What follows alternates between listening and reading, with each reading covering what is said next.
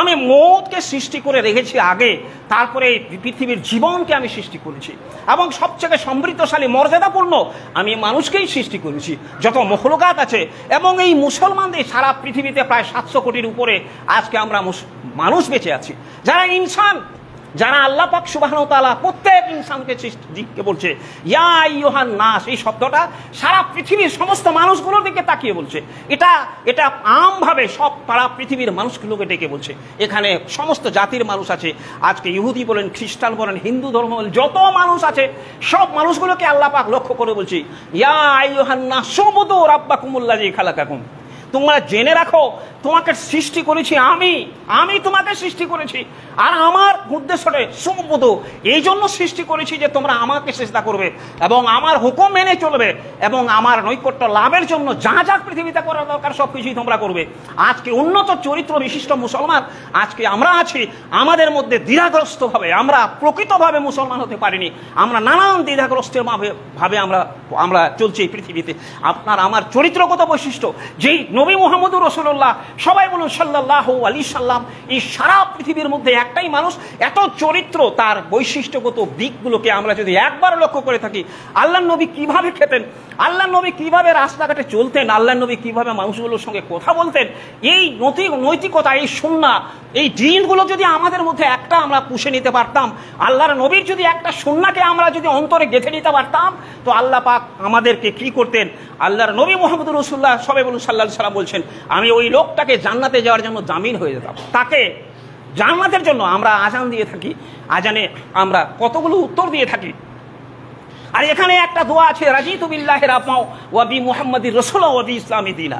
আল্লাহ পাক বলছেন, আল্লাহর নবী বলছেন, কোন মানুষ যদি এটা সব সময় আজানের পরে পরে এবং রাজিতু বিল্লাহি রাব্বাও, এটা যদি বলে যে আমি আল্লাহর প্রতি খুশি আছি এবং রাজিতু বিল্লাহি রাব্বাও, আমি আমার রবের প্রতি খুশি আছি। খুশি কখন আপনি থাকবেন?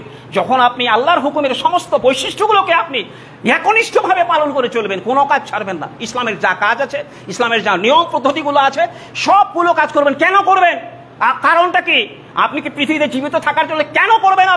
আপনাকে এই জন্যই করতে হবে। আল্লাহ পাক বলছেন, সুম্মা ইউমীতুকুম সুম্মা ইহয়িকুম সুম্মা ইলাইহি তুরজাউন, আমি মউতকে সৃষ্টি করেছি আগে, তারপর জীবকে। আমরা জীবিত, আমরা জন্মগ্রহণ করেছি, জন্মের পরেই আমার আমার কি হবে? মউত হয়ে যাবে এবং মৃত্যু হয়ে যাবে। সুম্মা ইলাইহি তুরজাউন, ওই জায়গায় যেতে হবে। কোথায়? যখন আপনার আত্মা বা রূহ সৃষ্টি করেছিল আল্লাহ পাক, কোথায়? আপনি কোথায় ছিলেন? আমি কোথায় ছিলাম? যার অস্তিত্ব আমরা বলতে পারবো না। জন্মের আগে কে কোথায় ছিল, কিভাবে ছিল, কিভাবে আল্লাহ পাক রেখেছিল রূহ বা আত্মাগুলোকে, এভাবে কিভাবে রেখেছিল আল্লাহ, এই আল্লাহই তার জানে, আমরা জানি না। তো আল্লাহ পাক বলছে, আজকে এই পৃথিবীর, চলন্ত পৃথিবীর মধ্যে এই হাওয়া, এই নিয়ামত, এই আকাশে বাতাসে পানি, এই মর্যাদা, এই খাদ্যবস্তু, এই আনন্দ, এই তৃপ্তি, এই ভালোবাসা, এই দুর্দশা, এই দুঃখ, সমস্ত জিনিসগুলোর মধ্যে আল্লাহ পাক প্রত্যেক মানুষকে চেতাবনী দিচ্ছে, প্রত্যেক মানুষকে সব সময় কথাটা পরিষ্কারভাবে বলছে, আজও তোমরা বেঁচে আছো, তোমার মধ্যে এটা করতে হবে যে তোমরা সুম্মা ইউমীতুকুম সুম্মা ইহয়িকুম সুম্মা ইলাইহি তুরজাউন, মৃত্যু আগে সৃষ্টি করা হয়েছে, তারপরে তোমাকে সৃষ্টি করা হয়েছে, আবার তুমি ওইখানে চলে যাবে যেখানে তোমাকে নিয়ে আসা হয়েছিল। আজকে পৃথিবীর যত মানুষ, সমস্ত মানুষগুলো, আজকে পৃথিবীর 700 কোটি মানুষ, 700 কোটির উপরে মুসলমান আমরা পৃথিবীতে বসবাস করছি, যেখানে এমন কোনো বিজ্ঞানী নেই। আজকে কোনো এই 700 কোটি মানুষের মধ্যে একটা মানুষ প্রমাণ করতে পারে না যে আজকে একটা ভালো বিজ্ঞানী, যার টাকা পয়সা আছে, এবার যার সম্পদ আছে, অর্থ আছে, যার সমস্ত কথাগুলো তারা টেকনিক করে, যারা মহাকাশের কথা চলে, যারা মঙ্গল গ্রহের কথা, মঙ্গল গ্রহে তারা প্র্যাকটিস চালায় আজকে পৃথিবীতে স্যাটেলাইটের মাধ্যম দিয়ে। তারা এত বিজ্ঞানের উন্নতি হয়ে গেছে, এই স্যাটেলাইটের মাধ্যমে তারা পৃথিবীর কোথায় কি হচ্ছে সব ঘটনা, কিন্তু এই মানুষের ব্রেনে কেন আসে নাই? কেন এই মানুষগুলোর ভিতরে এই ব্রেনটা আসতে পারে নাই যে সেই একটা মৃত্যুকে ঠেকাতে হবে?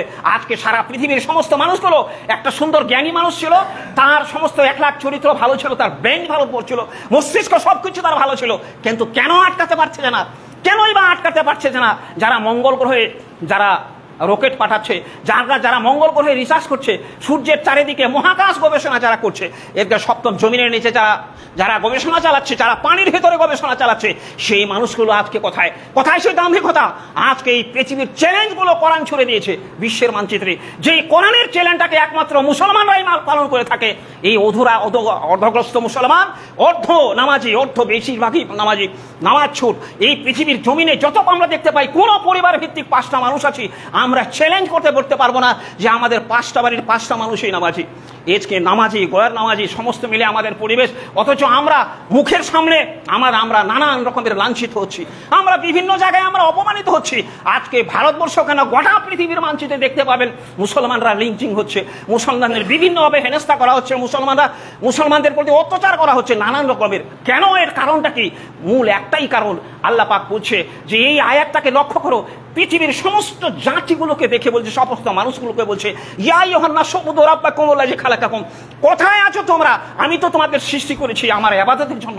কোরআন যার কাছে এসেছে, নবী মুহাম্মদুর রাসূলুল্লাহ সবাই বলুন সাল্লাল্লাহু আলাইহি ওয়াসাল্লাম যার কাছে এসেছে, যিনি সারা পৃথিবীর সমস্ত মানুষগুলোর মধ্যে আমানা বিল্লাহি, আল্লাহর প্রতি যারা ঈমান এনেছে, যারা এই মুখে দাবি করে আমরা মুসলিম, আমি মুসলমান একজন, এই মানুষগুলোকে উৎকৃষ্ট, সব থেকে চরিত্রবান এবং সব থেকে দামি, মর্যাদাশীল করার জন্য আল্লাহ পাক আমাদের কাছে সংবিধান কোরআন পাঠিয়েছেন।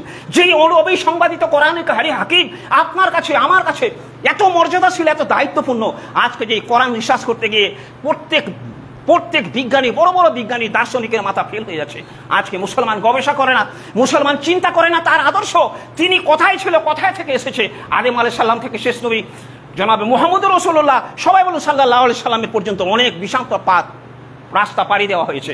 আদম আলাইহিস সালাম থেকে আজ পর্যন্ত কত বছর, কত সময়, দিন চলে গেছে, পৃথিবীর মানচিত্রে সব আছে, সব নানান রকমের পরিবেশে একটা সময় তার পরিবেশের মানচিত্রগুলো পাল্টে যাচ্ছে, বদল হয়ে যাচ্ছে, তার খাবার ব্যবহার, আচার ব্যবহারগুলো সমস্ত পরিবর্তন হয়ে যাচ্ছে।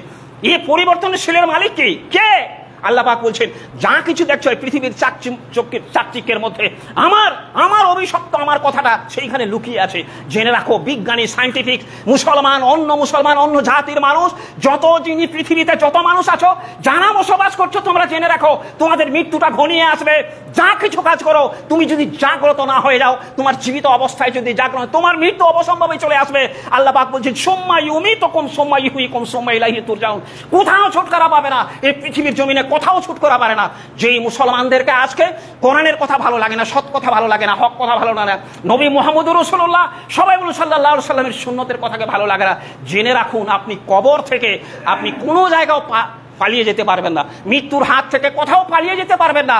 এই আদর্শবাদকে বুঝাতে আল্লাহ সুবহানাহু ওয়া তাআলা আপনাকে আমাকে বলছেন, ওয়া কুনতুম আমওয়াতান ফাহইয়াকুম সুম্মা ইউমীতুকুম সুম্মা ইহয়িকুম সুম্মা ইলাইহি তুরজাউন। এই পৃথিবীর তোমরা জেনে রাখো মানুষ সকল, তোমার মৃত্যু অবসম্ভাবী, তোমাকে মরে যেতে হবে।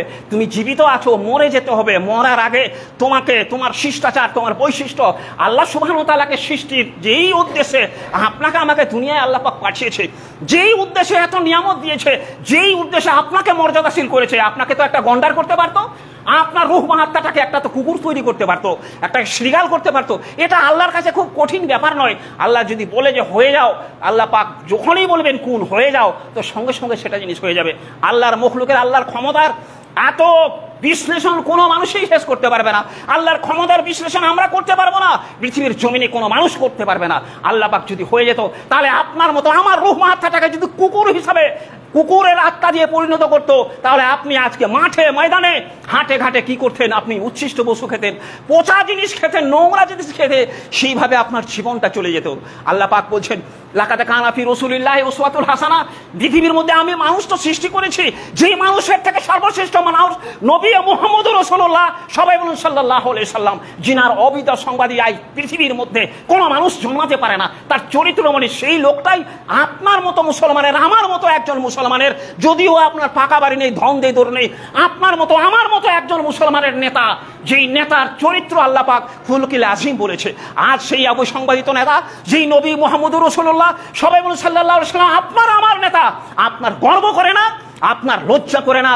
আপনি মুসলমান নাম দাবি করে আপনার বলতে হয় নামাজের কথা, আপনাকে বলতে হয় মুসলমান হয়ে রোজার কথা, আপনাকে বলতে হয় জাকাতের কথা, আপনাকে বলতে হয় মা বাপের সম্মানের কথা। কেন বলতে হয়? কোরআনের কাছে আসতে পারেন না? আপনি জানাজা দেখেননি, আপনার সামনে আপনার মৃত্যু কোনো দেখেননি, কোনো মৃত্যু সংবাদিত হয়নি। যে মানুষগুলোকে আমরা কবরে শায়িত করেছি, যে মানুষগুলোর জানাজা আমরা পড়েছি, সেই মানুষগুলোর খবরকে আমরা নিতে পেরেছি। আজও কোনো বিজ্ঞানী, কোনো সায়েন্টিফিক সারা পৃথিবীর মধ্যে কোনো হয়নি। যারা মঙ্গল গ্রহে পাড়ি জমিয়েছে, যারা মঙ্গল গ্রহে রিসার্চ করছে, ওই মহাকাশে গবেষণা করছে, তারা আজও অধরা তাদের পৃথিবীতে। আল্লাহ পাক পরিষ্কার বলে দিয়েছে, আমি যা বলছি আলবাদা হাক্কান, আমার বলাটা হলো সত্য। এই পৃথিবীর ছোট ব্রেন দিয়ে, ছোট মস্তিষ্ক দিয়ে আল্লাহর হুকুমের আমরা বিচার করে থাকি। কেন এই সময় পানি পড়ে, কেন এই সময় ঝঞ্ঝাট হয়, কেন ভূমিকম্প হয়, নানান রকমের বস্তুগুলো নিয়ে আল্লাহর হুকুমের বিচারিতা করে থাকি, আল্লাহর হুকুমের বিচার করে থাকি। অথচ আল্লাহ সুবহানাহু ওয়া তাআলা বলছেন, লা ইউকাল্লিফুল্লাহু নাফসান ইল্লা উসআহা, আমি কোনো মানুষকে কষ্ট দিই না, কোনো মানুষকে আমি দুঃখ দুর্দশা দিই না। সে তো ওয়ামা কাসাবাত আইদিহিম, সে তার ব্যবহারে কাজের মাধ্যম দিয়ে সে অন্যায় কাজগুলোকে কি করে সংগ্রহ করে থাকে। আল্লাহু সারিউল হিসাব। এই জন্য তো আল্লাহ সুবহানাহু ওয়া তাআলা আপনাকে আমাকে সৃষ্টি করে আপনার আমার হিসাব নিয়ে নেবে, কোনো গরু ছাগলের হিসাব হবে না, আপনার আমার হিসাব নিয়ে নেবে। তাই এই পৃথিবীর জমিনে বেঁচে থাকাকালীন প্রত্যেক মুসলমানকে, কেন প্রত্যেক মানুষকে সচেতন হয়ে যেতে হবে।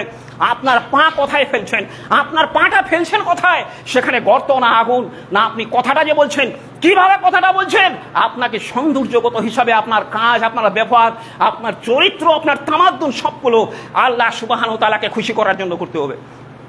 এই জন্য যে তিনি আমাকে সৃষ্টি করেছেন, সৃষ্টি করে ক্ষান্ত হননি, অগণিত নিয়ামতের প্রাচুর্য দিয়েছেন। তাই আজকে যারা আমার খুতবাটা শুনছেন, জেনে রাখুন এই চিরজীবনের সত্য হচ্ছে সব থেকে ভালো জিনিস এই মসজিদ। আল্লাহ পাক বললেন, মিম্বার আল্লাহে মসজিদান লাহু লাহু ফিল জান্নাহ, এই পৃথিবীর জমিনে কেউ একটা মসজিদ তৈরি করলে সে জান্নাত একটা তৈরি করলো। এই মসজিদকে যারা আবাদ করবে তারাও তো জান্নাতি।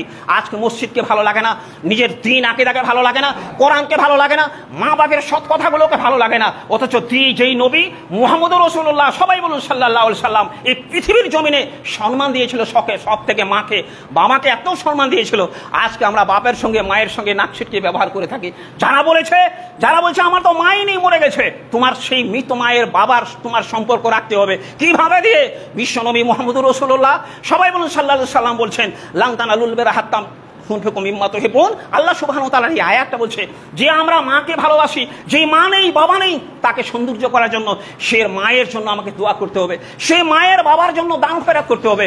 আপনারা বাবা গ্রেপ্তার হয়তো আছে পৃথিবীর কোনো গুনায়, আল্লাহ সুবহানাহু ওয়া তাআলা বলছেন এমন একটা নেকি, যেই নেকিটাকে 1 সেকেন্ডে করা যায়, 1 সেকেন্ডও একটা নেকি করা যায়।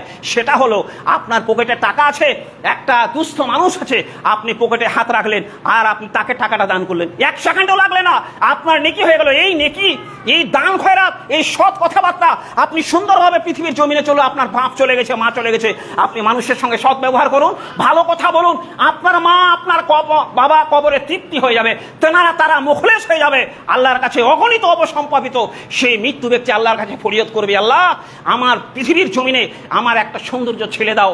বিশ্বনবী মুহাম্মদুর রাসূলুল্লাহ, সবাই বলুন সাল্লাল্লাহু আলাইহি সাল্লাম, আমাদের বলে দিয়েছে যে পৃথিবীর জমিনে যদি তোমরা একটা ভালো একটা সন্তানকে রাখতে পারো, ভালো সন্তান, টাকা পয়সাওয়ালা, মাস্টার, ডাক্তার, ইঞ্জিনিয়ার না, একজন সালেহিন, একটা আমানা বিল্লাহ, আল্লাহর প্রতি ঈমান আনা মুত্তাকি, একজন নামাজি মানুষ, যদি একজন ভালো উৎকৃষ্ট চরিত্র মানে একটা ছেলে আমরা পৃথিবীর জমিনে রাখতে পারি, সেই ছেলে যখন দোয়া করবে 2 চোখের পানি ফেলে দিবে, 5 ওয়াক্ত সালাত কায়েম করবে, 5 ওয়াক্ত নামাজে বলবে রব্বির হামহুমা, সবাই বলুন রব্বির হামহুমা কামা রাবায়ানি সগীরা, রব্বির হামহুমা কামা রাবায়ানি সগীরা, নিজের অঝরে দুটো যে পানি বয়ে দিবে, আল্লাহ আমি তো সে মা বাপের সন্তান, আমার বাপ নেই, আমার মা নেই, হে আল্লাহ তোমার কাছে চলে গেছে তোমার হুকুমে, আমি আমার মাপের জন্য ক্ষমা প্রার্থী, আমার বাবার জন্য ক্ষমা প্রার্থী। আজকে কোনো মানুষ, আজকে যারা মসজিদে আছি, আমরা যারা আমার খুতবাটা শুনবেন, মনে রাখুন, মন হাত দিয়ে প্রত্যেকে বলুন তো, কে কয়েকদিন আমরা স্মরণ করেছি আমার বাবাকে, আমার মাকে, আনন্দ তৃপ্তিতে নিজের সংসার, নিজের ছেলে মেয়ে, নিজের আত্মীয় স্বজন নিয়ে দুনিয়ায় মত্ত হয়ে থাকি, নিজের বাবার কথা অজান্তে ভুলে যাই। বুঝুন, আজও আপনি সেই জায়গায় চলে যাবেন, আমিও সেই জায়গায় যাব। যেই লোকটা চলে গেছে, আমি একজন সজ্ঞানী জ্ঞানী মানুষ, আমি যদি আমার বাপের জন্য, মায়ের জন্য আমি দোয়া করে, দান খয়রাত করে আমার বাবাকে জান্নাতি করতে পারি, এই দুনিয়া থেকে একটা প্রসেস আছে, যদি নিয়ে যেতে পারি, আমার বাবা যদি নিষ্পাপ হয়ে যায় আল্লাহর কাছে, রাজিতু বিল্লাহি রাব্বাও, আল্লাহ যদি আমার রব হয়ে যায়, রাজা আল্লাহ পাক সুবহানাহু ওয়া তাআলা যদি রাজি হয়ে যায়, আমার বাবার গুনাহ, আমার মায়ের গুনাহ যদি মাফ হয়ে যায়, যদি আমার বাবাকে, আমার মাকে একজন জান্নাতি হয়ে যায়, তো অবশ্যম্ভাবে আপনি জান্নাতে চলে যাবেন। অবশ্যম্ভাবী আপনি জান্নাতে চলে যাবেন। কারণ বিশ্বনবী মুহাম্মদুর রাসূলুল্লাহ, সবাই বলুন সাল্লাল্লাহু আলাইহি সাল্লাম, বলছেন এই পৃথিবীর মধ্যে সব থেকে দামি মানুষ আছে, মর্যাদাশীল মানুষ আছে, সে হলো তোমার পিতা এবং মাতা, তোমার বাবা এবং মা। তাই আজকে আমার এক কান দিয়ে শুনলে হবে না, আর এক কান দিয়ে বেরিয়ে গেলে হবে না। দ্বীনের আকীদা পোষণ করতে হবে, আর বুঝে রাখতে হবে, অন্তরটাকে চিরে কথাটা ভিতরে রাখতে হবে। সুম্মা ইউমিতুকুম সুম্মা ইউহয়িকুম সুম্মা ইলাইহি তুরজাউন। আল্লাহ পাক তোমাকে মৃত্যুর মুখে অবশ্যম্ভাবী পতিত হতে হবে এবং আল্লাহর কাছে আবার পাড়ি জমাতে হবে। যেখানে রূহ বা আত্মা ছিল, যার খবর আমরা রাখি না, সে জায়গায় যেতে হবে। সে জায়গায় তখন আপনি যখন এখান থেকে চলে যাব, তখন বুঝতে পারবো আমি কোথায় ছিলাম, কোন কাজে ছিলাম, কোন কাজে জীবনটাকে ব্যয় করেছি। তাই আসুন সবাই মিলে, যে আল্লাহ আপনাকে সৃষ্টি করে অগণিত নিয়ামত দিয়েছেন, এত মর্যাদাশালী করে দিয়েছেন, এত দামি করে দিয়েছেন, একটা সুন্দর ঘরে রেখেছেন, আপনার চরিত্র ব্যবহারকে পরিবর্তন করুন এবং সব সময় ভাবুন যে আল্লাহ আপনাকে সৃষ্টি করেছে, সেই আল্লাহর কাছে অবশ্যম্ভাবী চলে যেতে হবে। যিনি আমাকে দুনিয়ায় পাঠিয়েছে, সুম্মা ইলাইহি তুরজাউন, সেই আল্লাহর কাছে চলে যেতে হবে। কোনো রকমে এই পৃথিবীর জমিনে থাকা চলবে না। আজ তাহলে নৈতিকতা আপনার অন্তর দিয়ে, বিবেচনা দিয়ে, বিবেক দিয়ে আপনাকে মর্যাদাশীল হতে হবে যে আপনি একজন মানুষ, আপনি একজন জানোয়ার নন, আপনি পশু নন, আপনি উলাইকা হুমুল গাফিলুন বাল হুম আজাল। আপনি ওই রকম একজন গরুর মতো নয় যে গরুটাকে পেট ভরে খাওয়াই দিলে গরুটা ঘুমিয়ে যায়, আপনি সেই মানুষ নয়। আপনি একজন জীবন্ত মানুষ, আপনি একজন জীবন্ত মানুষ, আপনি একজন জীবন্ত মানুষ। আপনি চলতে পারছেন, বুঝতে পারছেন, খেতে পারছেন।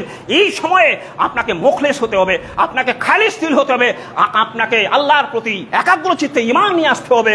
আপনার মনে সবসময় স্যাটিসফাইড হয়ে যাবে, ঈমান নিয়ে আসতে হবে, দৃঢ়ভাবে ঈমান নিয়ে আসতে হবে।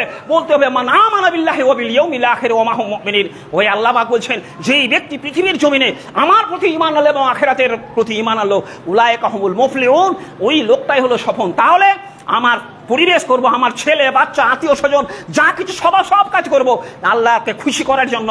আমার বউকে খাওয়াবো, আত্মীয় স্বজনকে খাওয়াবো, সবার ভরণ পোষণ আল্লাহকে খুশি করার জন্য। এই জন্য নয় যে আমার পরিবেশ কাজ করার জন্য দিন থেকে পিছিয়ে যাব, দিনের কাজে আমার অস্থিরতা আসবে, দিনের কাজে দুর্বলতা আসবে, সারাদিন কঠিন পরিশ্রম করে জোহরের নামাজ পড়তে পারবো না, এটা যেন না আসে। সারাদিন কঠিন পরিশ্রম করে আসরের নামাজ পড়তে পারবো না, এটা যেন না আসে। আমাকে আগে বাঁচতে হবে, তারপরে আমার আত্মীয় স্বজন পরিবারবর্গ। আল্লাহ পাক হুঁশিয়ার করে দিয়ে বলছেন, এই আয়াতটা আমি বারবার বলি, এই আয়াতটা যত খুতবা দিই প্রতিদিনই আমি বলে থাকি।